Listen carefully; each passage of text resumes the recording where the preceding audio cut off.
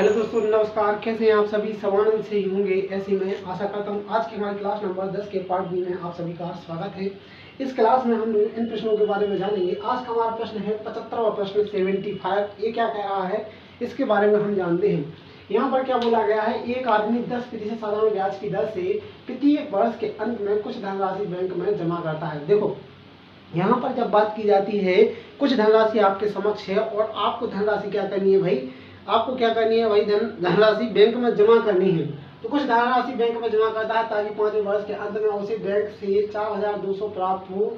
तो ज्ञात करो वह प्रत्येक वर्ष के अंत में कितनी धनराशि जमा करता था। यहाँ पर उसने क्या किया है, यहाँ पर केवल बताया जा रहा है, हमें क्या क्या दिख रहा है, यहाँ पर रेट दिख रही है। रेट के साथ साथ यहाँ पर बताया जा रहा है उसे वर्ष के अंत में 4200 प्राप्त हो। तो ज्ञात करो कि वह कितने वर्ष के अंत में कितनी धनराशि जमा करता था, ये हमसे पूछा गया है। तो यहाँ पर हम देखेंगे कि यहाँ पर हमें कंडीशन दिख रही है कितने वर्ष की, यहाँ पर 5 वर्ष की कंडीशन दिख रही है। ठीक है भाई, कितने वर्ष की? 5 वर्ष की कंडीशन दिख रही है। मतलब यहाँ पर देखेंगे पहला वर्ष, दूसरा वर्ष, इसके बाद में तीसरा वर्ष, यहाँ पर चौथा वर्ष और फिर इसके बाद में 5वां वर्ष। ये हमारे 5 वर्ष है। ठीक है भाई, पहले वर्ष जैसे मैं मान लेता मेरे को धनराशि पता नहीं है, यहाँ पर धनराशि दी नहीं है, यहाँ पर केवल कुल धन दिया हुआ है, वो भी क्या अंत का पूरा, मतलब अंत में जो समय, वो अंत में बैंक से उसको कितने 4200 प्राप्त होते हैं, ये बताया है मिश्र धन के रूप में। ठीक है भाई, तो यहाँ पर मैंने मान दिया कि हम क्या कर रहे हैं, प्रत्येक वर्ष के अंत में 100 रुपये जमा कर रहे हैं। जैसे मैंने यहाँ पर प्रत्येक वर्ष, यहाँ पहले वर्ष के अंत में 100 रुपये जमा किए, दूसरे वर्ष के अंत में 100 रुपये, तीसरे के में 100, चौथे के में 100 और 5वें वर्ष के अंत में भी 100। अब यहाँ पर हमें देखना है प्रत्येक वर्ष के क्या बोला जा रहा है, एक आदमी 10% साधारण ब्याज की दर से प्रत्येक वर्ष के अंत में कुछ धनराशि बैंक में जमा करता है ताकि 5वें वर्ष के अंत में उसे बैंक से 4200 प्राप्त हो। तो ज्ञात करो वह प्रत्येक वर्ष के अंत में कितनी धनराशि जमा करता है। तो यहाँ पर हम देखेंगे कि ये जो हमारा पहला वर्ष है, पहले वर्ष मैंने 100 रुपये जमा किए। ठीक है भाई, मैंने पहले वर्ष 100 रुपये जमा किए। ठीक है, 100 रुपये जमा किए तो हमें क्या होगा कि जब मैंने पहले वर्ष जमा किए थे तो पहले वर्ष का ब्याज मिलेगा, दूसरे वर्ष का ब्याज मिलेगा, तीसरे वर्ष का ब्याज मिलेगा। मतलब पहले वर्ष का ब्याज मिलेगा, दूसरे वर्ष का ब्याज मिलेगा, तीसरे वर्ष का ब्याज मिलेगा, चौथे वर्ष का ब्याज मिलेगा। अब यहाँ पर बात आती है 5वें वर्ष की बात आती है कि 5वें वर्ष का ब्याज कैसे मिलेगा। तो यहाँ पर आप देखेंगे 1 से 2, 2 से 1 से 2, 2 से 3, 3 से 4 और 4 से 5। तो यहाँ पर आप देख रहे हैं 1 का सेशन, 2 का सेशन, 3 का सेशन और 4 का सेशन यहाँ पे कंप्लीट होगा, तब यहाँ पर 5वीं स्थिति पर आ जाएगा। लेकिन जब हम 5 का सेशन कंप्लीट करेंगे तो यहाँ पर किसकी स्थिति में आएगा, 6वीं स्थिति में आ जाएगा। यहाँ पर गैप देखने को मिलेगा वो किसके बीच का है भैया, 5वें वर्ष के बीच का गैप है। तो यहाँ पर देखना ये है कि जब बात करते हैं हम किसकी, वर्ष के अंत में ब्याज कब मिलता है, वर्ष के अंत में मिलता है। अगर हम 5वें वर्ष के अंत में जाएंगे तो वो 6वां वर्ष, मतलब पूरा 5वां वर्ष कंप्लीट हो जाएगा। तो वो कितने भाई, 6 वर्ष में काउंट होगा। ठीक है, 6 वर्ष में काउंट होगा। तो यहाँ पर हम यहाँ तक ना लेकर यहाँ तक लेते हैं, यहाँ पर हमें 4 से 5 तक आए तो चौथे वर्ष के अंत में उसका ब्याज मिलेगा। किसका? इसका। यहाँ पर हमें कहाँ तक, यहाँ तक ब्याज मिलेगा। तो पहले वर्ष ब्याज मिला तो 10 रुपये हो गया, पहले वर्ष हमें ब्याज मिला इस 100 पर पहले वर्ष ब्याज मिलेगा, दूसरे वर्ष ब्याज मिलेगा, तीसरे वर्ष में ब्याज मिलेगा, चौथे वर्ष ब्याज मिलेगा। मतलब टोटल हमें कितना, 400 रुपये मिल जाएगा। ठीक है भाई, फिर इसके बाद में दूसरे वर्ष इस 100 पर ब्याज मिलेगा। यहाँ पर 100 पर दूसरे वर्ष मिलेगा, दूसरे वर्ष भी मिलेगा, तीसरे वर्ष भी मिलेगा, चौथे वर्ष भी मिलेगा। तो यहाँ पर ब्याज कितना हो जाएगा, 30 हो जाएगा। अब तीसरे वर्ष भी मिलेगा, चौथे वर्ष भी मिलेगा। तो यहाँ पर ब्याज हो जाएगा कितना, 20। और यहाँ पर केवल चौथे वर्ष ही मिलेगा, तो यहाँ पर हो जाएगा 10। अब यहाँ पर 5वें वर्ष जो तुमने 100 रुपये जमा किए तो यहाँ पर इस पर ब्याज मिलना है क्या, क्योंकि यहाँ पर आपने क्या किया है, 5वें वर्ष के अंत में पैसे जमा किए हैं। जब अंत में किए हैं तो अब वो 5वें वर्ष जो तुमने 5वें वर्ष के अंत में पैसे जमा किए हैं, तो अब वो उसका ब्याज कब मिलता है, जब आप उसका 5 का पूरा सेशन कंप्लीट करते। अब यहाँ पर सेशन कंप्लीट नहीं किया गया तो वहाँ पर हमें कोई ब्याज नहीं मिलेगा। ठीक है भाई, तो यहाँ पर टोटल राशि कितनी जमा की है, टोटल राशि हमने यहाँ पर की है 500 रुपये जमा। मूलधन के रूप में हमने कितनी 500 रुपये जमा की है। इंटरेस्ट हमें कितना मिला है, इंटरेस्ट हमें कितना मिला है 40, 30, 70, 70 और 30, 100। कितना हो गया इंटरेस्ट हो गया हमारा 100, इंटरेस्ट हो गया 100 और इसके बाद में पी अर्थात मूलधन हो गया 500। दोनों को जोड़ देंगे, दोनों को जोड़ देंगे तो एक फोल में मिश्रधन हो जाएगा हमारा कितना 600। कितना हो जाएगा 600। लेकिन हमें मिश्रधन दिया हुआ है 4200। कितना दिया हुआ है भाई 4200 हमें मिश्रधन के रूप में दिया हुआ है। एक की वैल्यू कितनी होगी भाई, एक की वैल्यू होगी 700। कितनी होगी भाई, एक की वैल्यू 700 हो गई है। और हमसे पूछा गया है क्या कि वह वर्ष के अंत में कितनी धनराशि जमा करता था। हम वर्ष के अंत में कितनी धनराशि जमा कर रहे थे, वर्ष के अंत में हम अपनी धनराशि जमा कर रहे थे कितनी 100 रुपये। वर्ष के अंत में हम कितनी माना था कि हम 100 रुपये जमा कर रहे थे। तो बस कुछ नहीं करना है, एक की वैल्यू 700 है तो 100 की वैल्यू कितनी होगी, 100 की वैल्यू कितनी होगी, 100 की वैल्यू कितनी होगी भाई, 100 की वैल्यू कितनी होगी 70,000। कितनी होगी भाई 100 की वैल्यू होगी 70,000। कितनी होगी भाई 100 की वैल्यू कितनी होगी भाई 70,000 होगी। 6, 7, 42 थोड़ी थोड़ी यहाँ पर गलतियाँ हुई हैं, 2 जीरो से 2 जीरो यहाँ पर खत्म हो जाएंगे। तो यहाँ पर एक की वैल्यू कितनी आएगी 7, एक की वैल्यू कितनी आएगी भाई 7, एक की वैल्यू कितनी आएगी भाई 7 आएगी। एक की वैल्यू कितनी आएगी 7 और 7 की वैल्यू कितनी और 100 की वैल्यू कितनी आ जाएगी 700। 100 की वैल्यू कितनी आ जाएगी 700। जो हमारी किस्त है हम हर वर्ष के अंत में कितने भाई 700 रुपये जमा कर रहे थे। ऑप्शन नंबर ए यहाँ पर सही हो जाएगा, 700 रुपये हमारे द्वारा जमा किए जा रहे थे। ठीक है भाई ओके। अब अगला प्रश्न, अगला प्रश्न हो भी ऊपर वाले प्रश्न 75 वाले प्रश्न से रिलेट कर रहा है, लेकिन यहाँ पर थोड़ा भाषा परिवर्तन किया गया है। क्या है 5 वर्ष बाद 4200 के दे ऋण को 10% साधारण ब्याज की दर से चुकाने हेतु वित्तीय किस्त का मूल ज्ञात करें।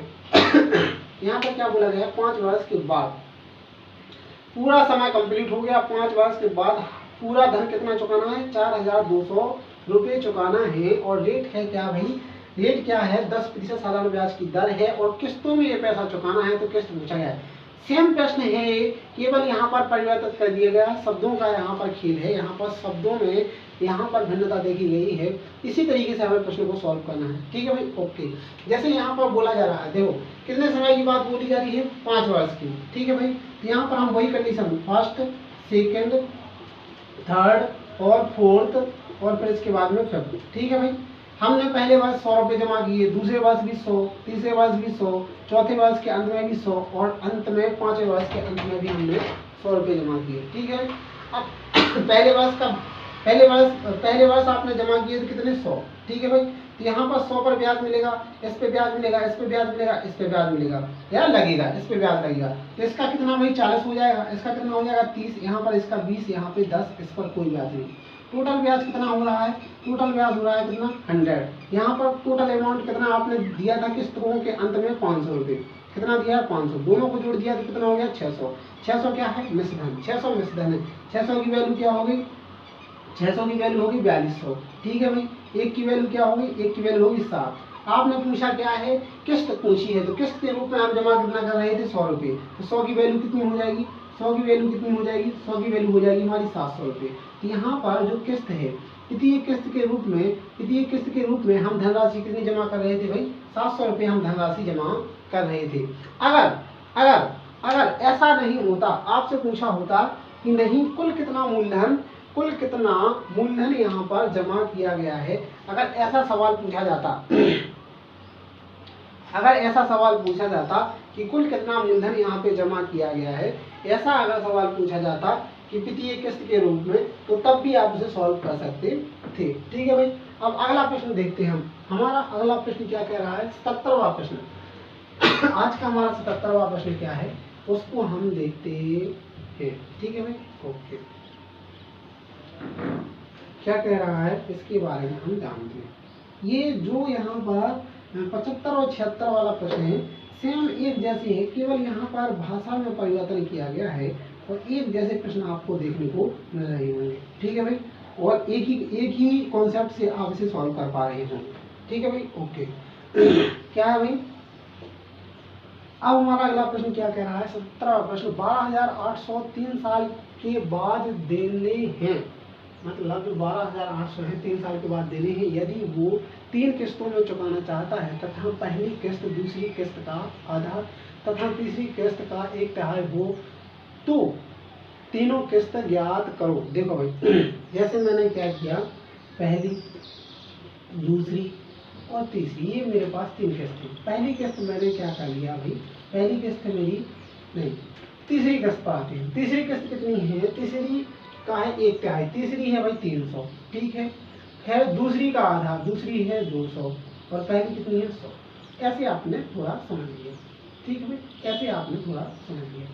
फिर यहाँ पर आप अपने प्रश्न से रिलेट करते हैं। 3 किस्तें चुकाना चाहता है, यदि पहली किस्त दूसरी किस्त का आधा, दूसरी कितनी है 200, 200 का आधा कितना होता है 100 होता है, ठीक है भाई, तथा तीसरी किस्त का 1/3, तीसरी किस्त कितनी है 300, 300 का 1/3 कितना होता है 100, तीसरी किस्त का 1/3 हो तो तीनों किस्त ज्ञात करो यदि ब्याज की दर 10% हो। देखो 10%, ब्याज की दर क्या है 10%। अब यहाँ पर 10% पहली वर्ष मैंने 100 रुपये जमा किए, इस 100 पर हमें कब तक ब्याज मिलेगा, पहले वर्ष भी ब्याज मिलेगा, दूसरे वर्ष भी ब्याज मिलेगा, तीसरे वर्ष ब्याज मिलेगा नहीं मिलेगा। तो यहाँ पर 10% रेट है, तो यहाँ पर 10% पर 100 का 10% 2 वर्ष का ब्याज कितना होता है भाई 20 रुपये होता है। इसको ध्यान रखना है। कितने समय का भाई, यहाँ कंडीशन है 2 साल की, तो 2 साल में 1 साल में कितना है 10 रुपये ब्याज, तो 2 साल में कितना होगा 20। अब यहाँ पर सेकंड स्थिति में हम आते हैं कि दूसरे वर्ष उसने कितने 200 रुपये जमा किए, तो 200 रुपये जमा किए तो केवल दूसरे वर्ष ब्याज मिलेगा, ना कि तीसरे वर्ष, क्योंकि तीसरे वर्ष तो टोटल पूरा यहाँ पर धन चुकता ही हो जाएगा। तो दूसरे वर्ष कितना है धन हमारे पास 200 रुपये, 200 रुपये का 10% कितना होता है 20, यहाँ पर हमारा ब्याज कितना आ जाएगा 20, ठीक है भाई। और यहाँ तीसरे वर्ष कोई ब्याज नहीं मिलेगा क्योंकि यहाँ पर सारी धन संपत्ति हमने क्या कर दी है, चुका दी है, ठीक है भाई, ओके।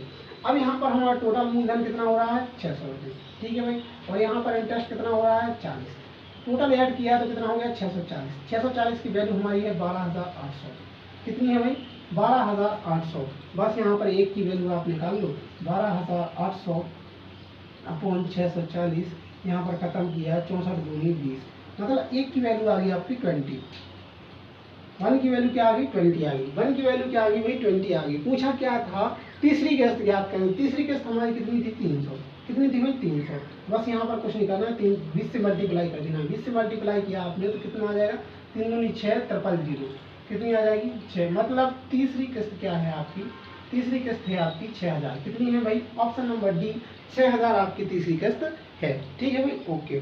अगला प्रश्न 78, 78वां प्रश्न क्या कह रहा है, इसको हम देखते हैं। हमारा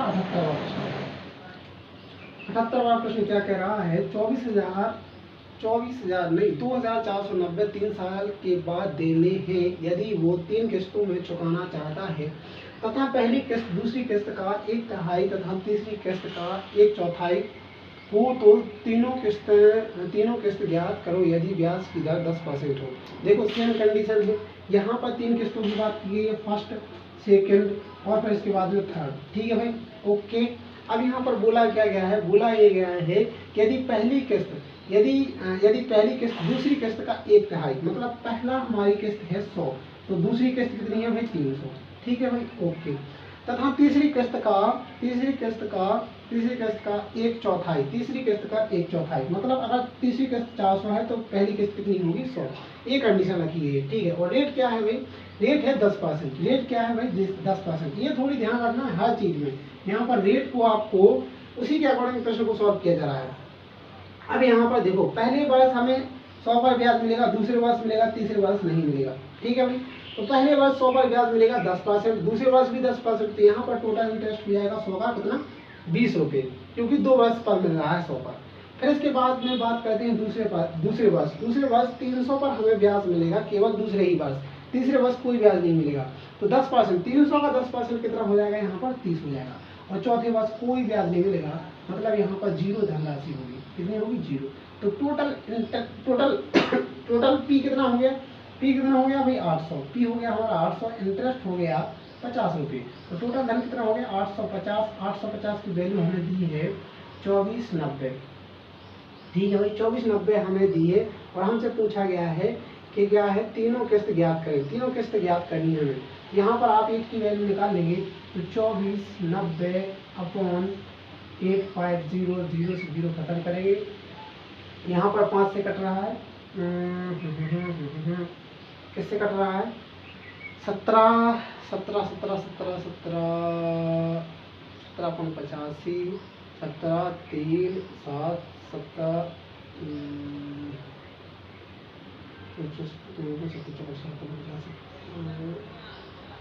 यहाँ पर दशमलव में आ रहा है क्या?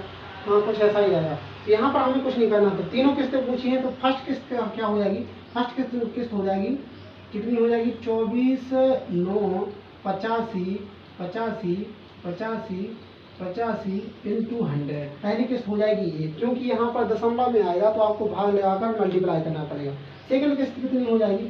सेकंड कितनी हो जाएगी? 2 4 9 249 बटे 85 इंटू यहाँ पर मल्टीप्लाई कर देना है 300 से। और फिर तीसरी किस्त हो जाएगी आपकी, तीसरी किस्त क्या हो जाएगी? तीसरी किस्त हो जाएगी 249 बटे 85 इंटू 400। तो यहाँ पर इस तरीके से हमने अपने सारे आंसर निकाले हैं। किस तरीके से? इस तरीके से हमने अपने सारे आंसर निकाले हैं। ये हमारे यहाँ पर आंसर निकल आए हैं। ठीक है भाई, तो इस तरीके से हमें इन प्रश्नों को सॉल्व करना था और एक किस्त वाले प्रश्न हमें बेहतर तरीके से जानना था। तो आज के लिए हम इतना ही रखते हैं, फिर मिलते हैं कल, और कल हम किस्त वाले और प्रश्न लेके आएंगे। ये नए कॉन्सेप्ट हैं, इन कॉन्सेप्ट को आप क्लियर कर लेना है और एक कॉन्सेप्ट के माध्यम से आपको इन प्रश्नों को याद करना है और बार बार प्रैक्टिस करते रहे। सारे प्रश्न आपको बहुत ही गहराई से और मजबूती से बताए जाएंगे। तो आज के लिए इतना ही, धन्यवाद। जय श्री राधे कृष्णा।